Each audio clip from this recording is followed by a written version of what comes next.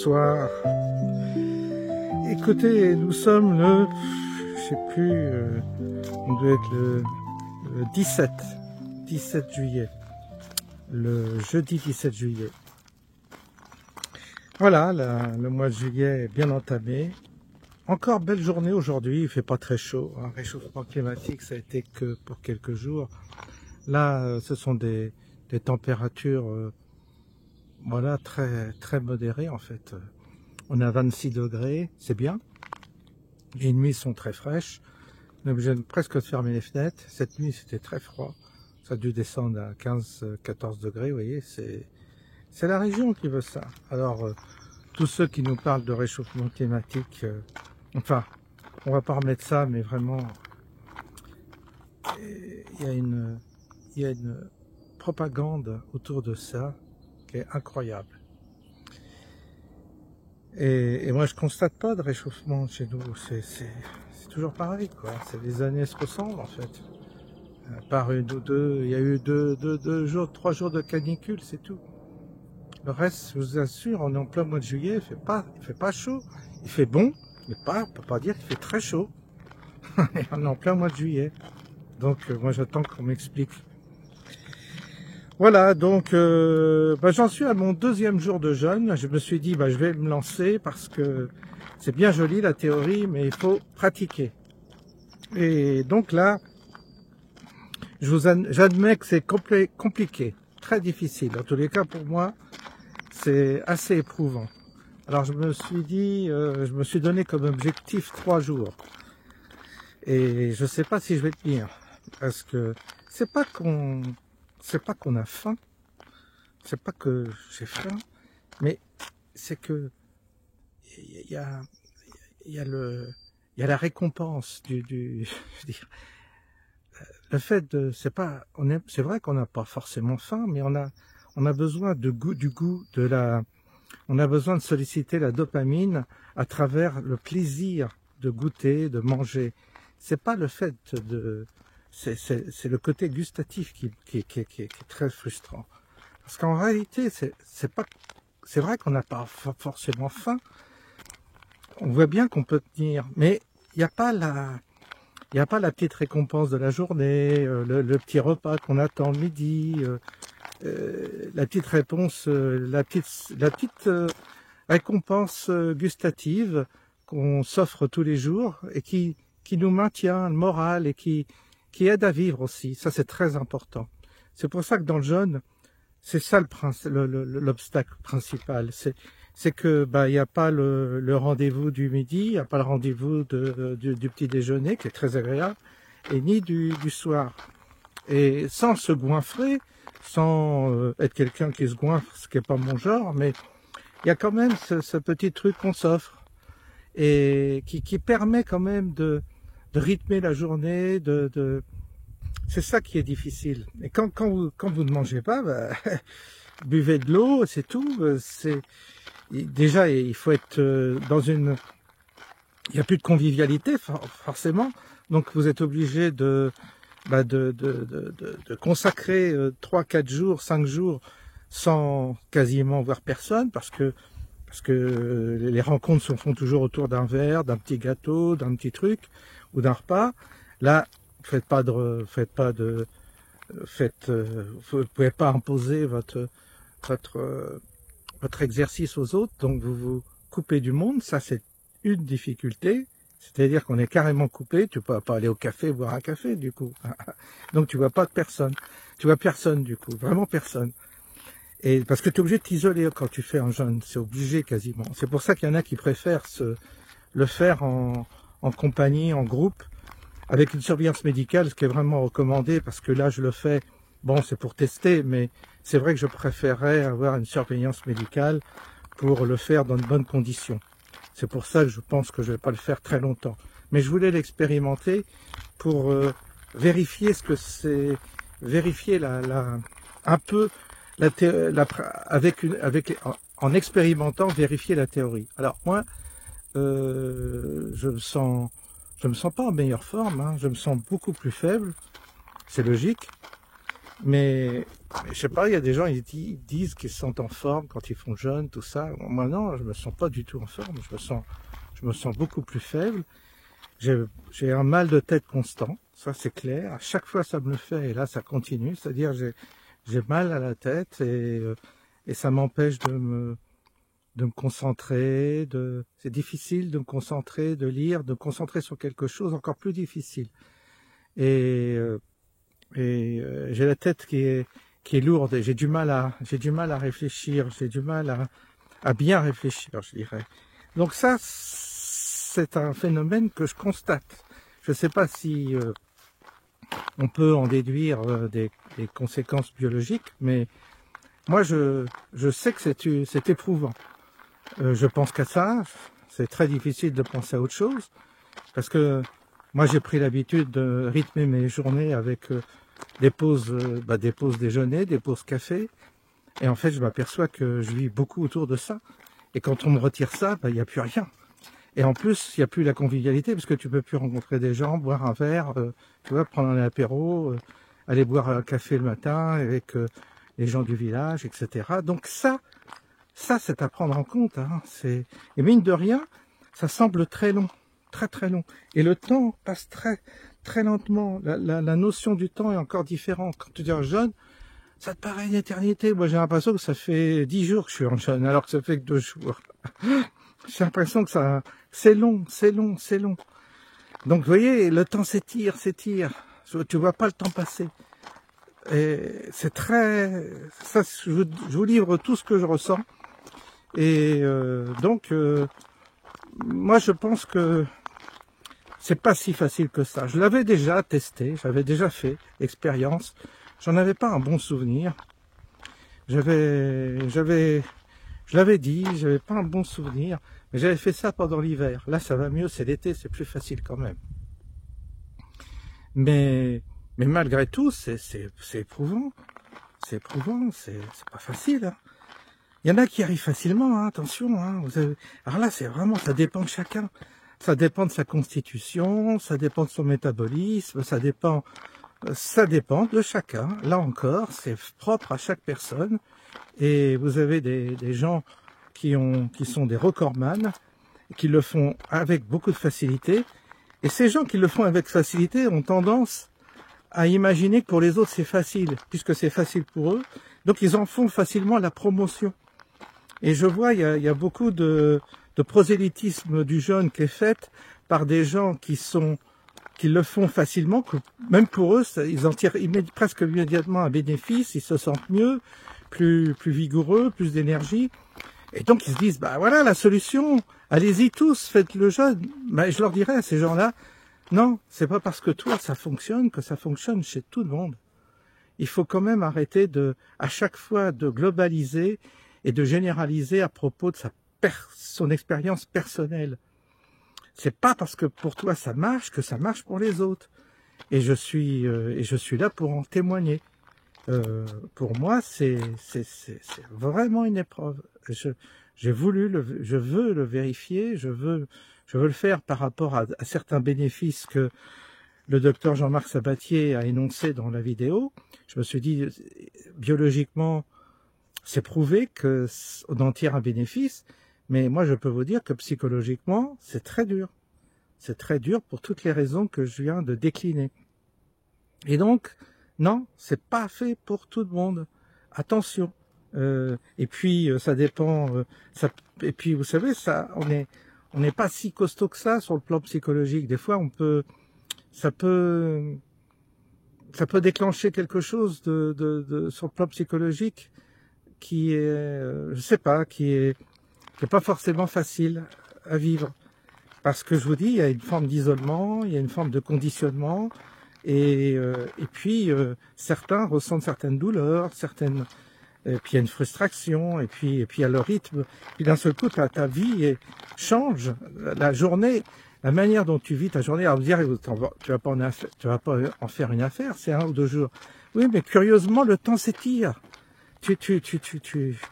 Autant dans la journée, autant quand tu vis normalement, tu manges tout ça, les journées passent vite, mais là curieusement le temps s'étire. Et puis t'as pas forcément la tête à entreprendre des choses. C'est parce que ton corps est faible quand même. Moi, je vois, j'ai fait un peu de jardinage, même difficile de me concentrer pour faire mes vidéos, pour lire. Difficile de travailler dans le jardin, pas trop de force. Bon, ce soir, je suis allé voir un ami à l'hôpital. J'avais mal à la tête, très très mal à la tête. Conduire, ben c'est pas si facile que ça. On n'a pas la forme, quoi. Et donc on n'a pas, et puis on n'est pas trop, je sais pas. Il y a au niveau mental, au niveau du cerveau, c'est un peu éprouvant. Alors je crois que moi je ne vais pas généraliser à partir de moi. Je ne vais pas faire la même erreur. Moi, je sais que me concernant, si je devais le faire sérieusement pendant 5 jours, il faut absolument que je le fasse dans un établissement spécialisé sous contrôle médical. Ça, j'y tiens, parce que pour faire de conneries. Et puis, aller dans un lieu où on est accompagné, où il y a du monde où on est accompagné, motivé aussi par d'autres personnes qui le font. Ça peut aider aussi. Il faut, en tous les cas, répondre à la nature, il faut répondre aux défis psychologiques que ça demande, parce que c'est une épreuve non pas physique, oui, parce que je veux dire, le corps est plus faible, on a moins et puis le cerveau fonctionne pas bien. Moi, mon cerveau fonctionne mal, j'ai mal à la tête et sans arrêt, et c'est pénible. Donc, et ça passe pas. Donc, c'est pas en tous les cas les conditions là où je le fais. C'est pas fait pour moi. Mais bon, j'ai voulu tester. Je vous dis ce que j'en pense, je vous dis comment je le vis. Mais encore une fois, il faut arrêter d'écouter ceux qui généralisent et qui veulent nous convertir absolument aux jeunes en pensant que c'est facile. Non, c'est pas facile. C'est très difficile. Pour certaines personnes, c'est très difficile. Pour moi, c'est très difficile. Et pourtant, je sais faire des efforts, je sais faire des sacrifices et tout, mais pour moi, c'est une véritable épreuve. C'est très dur. Et je m'impose ça en plein été, vous voyez. Mais bon, mais c'est plus facile l'été que l'hiver encore, parce que moi, là, on sort, on prend le soleil. L'hiver, tu restes, tu grignotes plus, tu compenses beaucoup par l'alimentation. Puis il y a aussi le fait de compenser par l'alimentation. Donc vous avez des gens qui ont besoin de compenser par l'alimentation. Je dis pas que moi je pense que je compense aussi par l'alimentation certaines choses. Et donc quand tu as plus cette compensation, c'est comme tu te retrouves exactement comme le drogué qui s'impose une abstinence, ou le fumeur. Là, je comprends les fumeurs qui doivent s'arrêter de fumer. Je comprends la difficulté. Je comprends que c'est dur. Vous voyez, c'est une forme d'addiction. La nourriture, ça peut être aussi une forme d'addiction, sans qu'on s'empiffre, sans que ce soit de la boulimie.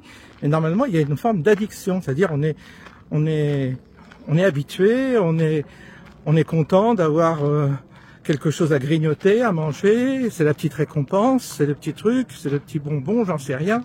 Puis t'appuies ça d'un seul coup, tu retires tout ça. C'est comme, je vous dis, c'est comme un drogué, ou comme un fumeur, ou comme un alcoolique, qui doit s'abstreindre et qui doit plus toucher un verre, qui doit plus toucher une cigarette, qui doit plus toucher au shit, etc. La nourriture, c'est également une forme d'addiction. Et donc, ça produit les mêmes effets, les mêmes symptômes un peu. Je pense que ceux qui font une cure de désintoxication, c'est très dur. Donc, c'est pour ça qu'il y a des établissements spécialisés pour ça, parce que il faut être accompagné. Tout seul, c'est hyper dur, tout seul. Il faut vraiment se motiver, c'est dur. En tous les cas, pour moi, ce que je dis, c'est pas évident, pas évident. Donc, ça va encore demain, je vais voir si je tiens le coup, mais ça va pas durer plus de 3 jours, ça c'est évident.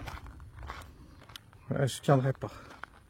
Comme quoi, vous voyez, ce qu'on vous présente comme faites des jeûnes de 5 jours, tout ça, il y en a ils font ça, mais il y en a qui y arrivent facilement. Mais ce qui m'énerve, c'est ceux qui y arrivent facilement, ils veulent l'imposer aux autres. C'est ça qui est pénible. Et ça, c'est vraiment pénible. Les gens, Ils sont persuadés que les autres sont capables de faire la même chose que eux, mais non, on n'a pas le même métabolisme, on n'a pas la même structure physiologique, on a plein de différences qui font que ce qui est bien pour l'un n'est pas forcément bon pour l'autre, ou ce qui est facile pour l'un n'est pas forcément facile pour l'autre, etc., etc. Et tous ces promoteurs du jeûne ne tiennent pas compte du facteur que je viens de vous donner là. Bah oui, attends, c'est quand même important ça. C'est quand même important. Alors après, celui qui n'y arrive pas, il se sent inférieur. Bah non, t'as pas à être inférieur. T'es pas inférieur parce que tu n'y arrives pas parce que toi, tu ressens des choses, t'as des manques et des symptômes qui sont pas les mêmes que chez celui qui y arrive facilement. Donc vous voyez, on n'est pas non plus à égalité sur ce sujet-là. Ça, je voulais le dire parce que c'est important, étant donné que je suis en train de l'expérimenter, je trouve que c'est important de le préciser. À part ça, bah écoutez, rien de spécial. Hein, Alors, je vais mettre le lien dans cette vidéo d'une carte qu'on a fait parce qu'il y a énormément de gens qui s'abonnent en ce moment à ma chaîne. J'ai à peu près, que je me trompe pas, 2000, attendez, ça fait 2000 sur 30 jours, que je dise pas de bêtises, ça fait quoi, 5, 3 x 5, 15, 50, 60, 3 x 6, 18, 60 abonnés par jour. Bon. Alors, déjà, je leur souhaite la bienvenue, je leur dis que cette chaîne, elle est éclectique, hein, il y a plusieurs choses qui sont développées. Hein, il y a des pauses métaphysiques, si on peut dire, sans prétention, attention. Il y a des sujets politiques, des sujets spirituels, des sujets scientifiques. On y passe, on ratisse large. Et puis il y a le petit écureuil qui est là le matin pour nous faire du bien, pour nous annoncer la journée. J'y tiens. Vous voyez, comme quoi, il y a plusieurs trucs. C'est une communauté, c'est une forme de communauté que j'ai créée et qui tourne autour des thématiques que je développe. Donc, sachez que on refera une rencontre, une réunion comme on l'a fait le 4 juin dernier. Ça s'est très bien passé, nous étions plus de 60, et donc c'est à refaire, à recommencer. Je vais donc systématiquement, j'ai oublié, mais Thierry a créé un site pour les gens qui voulaient s'inscrire. Les Amis de François, ça s'appelle. Le site sera en description et je vais le mettre sur toutes mes vidéos.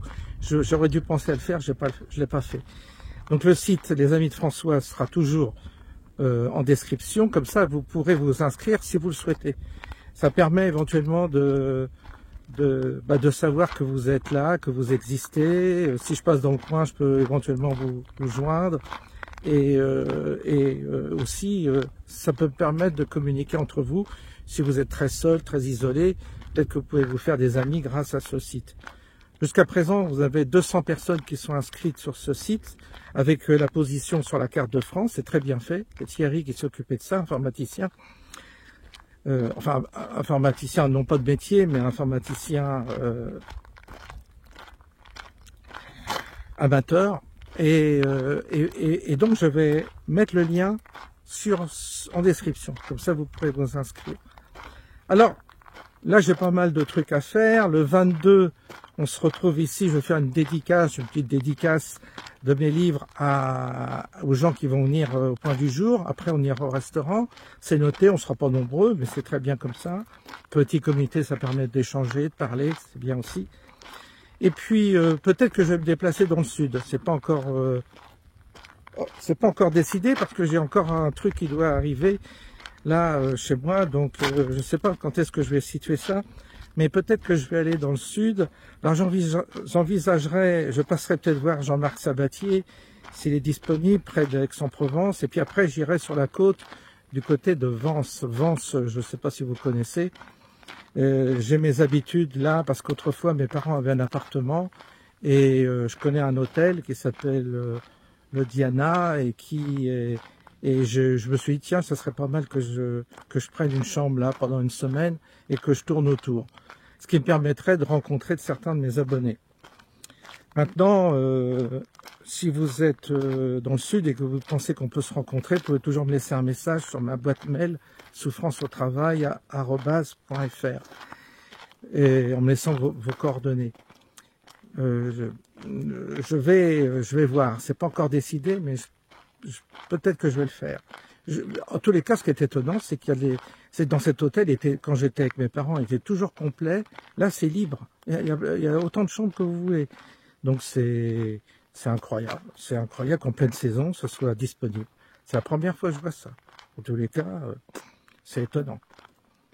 Donc je vais voir un peu la manière dont ça va être organisé. Alors, si je me déplace, j'ai un ordinateur, je sais pas ce qu'il vaut. Alors c'est pour ça les mails, tout ça, je suis pas sûr de pouvoir les recevoir correctement. En tous les cas, j'essaierai. Mais c'est vrai que que je pense pas que je ferai de vidéo. Et je pense parce que j'ai un ordinateur portable qui est vraiment de mauvaise qualité. Je sais pas s'il est assez puissant pour que je puisse, je sais pas, faire des vidéos, communiquer avec vous. Je sais pas. Je sais pas ce qu'il vaut cet ordinateur. Alors, il fait que je m'équipe mieux que ça, peut-être. Ça sert à rien. C'est matériel, c'est pas grave. J'ai toujours mon téléphone en tout cas. Donc voilà un peu les projets. Concernant la situation de la France, bah, côté, moi je pense que les Français, ils ont qu'une chose à faire, c'est à faire la révolution. Là pour le coup, ça va péter, c'est pas possible, il faut que ça pète parce que ils vont trop loin. Ils nous narguent avec le budget de l'Élysée à flamber. Vous avez cette caste qui est en train de vivre dans le luxe, l'arrogance. Et là, le français, le petit français, il est pris pour un con. Les petits agriculteurs, tout ça, les petits artisans, toute cette population qui bosse, elle est totalement méprisée. C'est vraiment les gueux, hein, la raison du jardin, c'est les gueux. C'est vraiment les gueux, quoi. Et c'est lamentable dans la manière dont on traite le peuple en ce moment.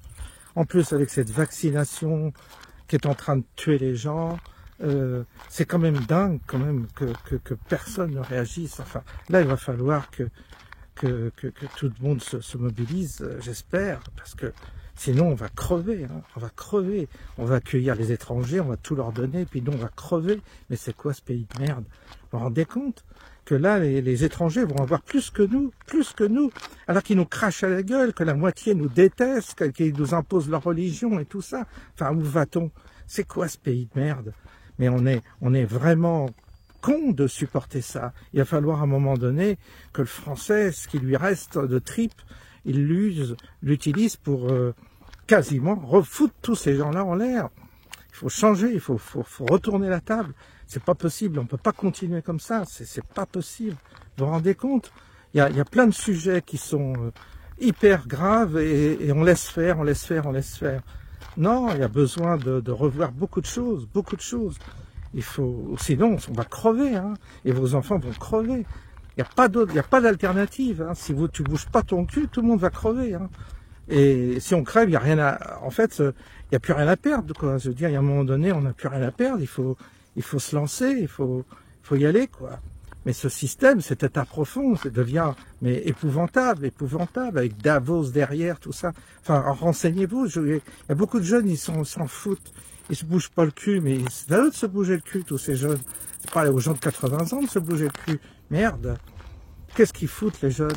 Qu'est-ce qu'ils foutent? Ils comprennent rien, ils sont lobotomisés, ils sont tous vaccinés, ils ont déjà les cellules mentales qui sont figées, paralysées à cause des vaccins qui se sont précipités pour tout ça, pour sortir en boîte. Enfin, vous voyez un peu l'absurdité de ce monde et de ces jeunes qui n'ont plus.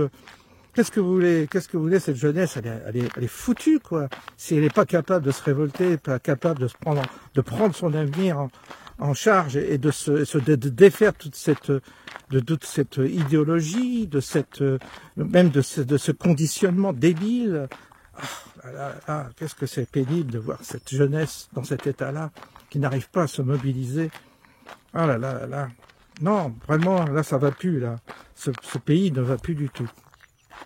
Après, nous, on a fini, hein. Nous, c'est aux jeunes de voir ce qu'ils veulent, hein. S'ils veulent finir dans la merde, je dirais que c'est leur problème. Mais nous, notre vie, elle est terminée, hein. Et on arrive en fin de course, c'est terminé, hein. Déjà qu'on prend pas mal de risques pour eux, puis il n'y a pas de retour, il n'y a pas de reconnaissance, il n'y a pas de gratitude.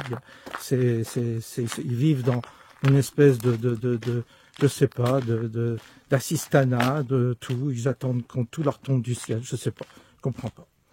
Je comprends pas qu'ils bougent pas leur cul, je comprends pas qu'ils s'énervent pas, je comprends pas qu'ils soient tous conditionnés et soumis, ils donnent leur consentement pour des conneries, qu'ils réfléchissent un peu, qu'ils étudient, qu'ils cherchent. Mince alors.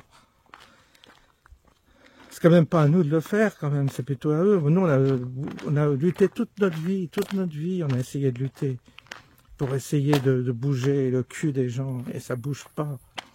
Alors, qu'est-ce que vous voulez? C'est quand même incroyable, ça. Vous avez les vaccins, là, qu'on veut vous rendre à nouveau obligatoires. C'est prouvé, archi-prouvé, maintenant, que c'est de la merde, que c'est un poison, que ça va vous démolir votre santé. Donc, c'est prouvé scientifiquement. Les ondes, c'est pareil. On met des antennes partout. Il n'y a aucune réglementation. Tout ça devrait être surveillé, réglementé. L'impact des ondes, on en a fait une série avec Jean-Marc Sabatier. C'est très important, ces questions-là. Tout cela devrait faire, c'est ça dont les députés devraient se saisir, de toutes ces questions. Ensuite, la sécurité nationale, l'armée, la Russie, on s'en fout, on s'en balance, c'est pas notre souci. Nous, ce qui compte, c'est notre quotidien, c'est notre environnement dans lequel on est. Si on t'empoisonne avec les vaccins et puis on te fout des ondes à côté, on te fout une antenne 5G à côté de ton domicile, tu vas crever, t'en as rien à foutre de la Russie. Tu vas crever.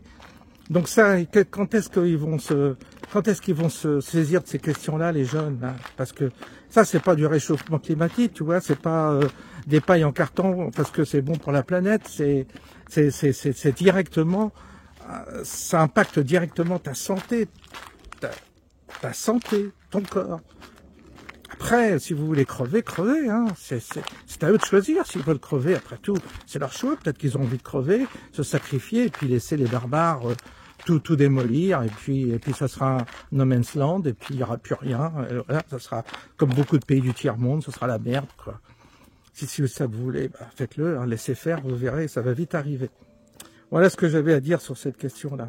Bref, on va terminer en se disant bonsoir. Cette vidéo va tourner ce soir. Je vous souhaite une bonne nuit pour ceux qui vont la découvrir et je vous dis à bientôt.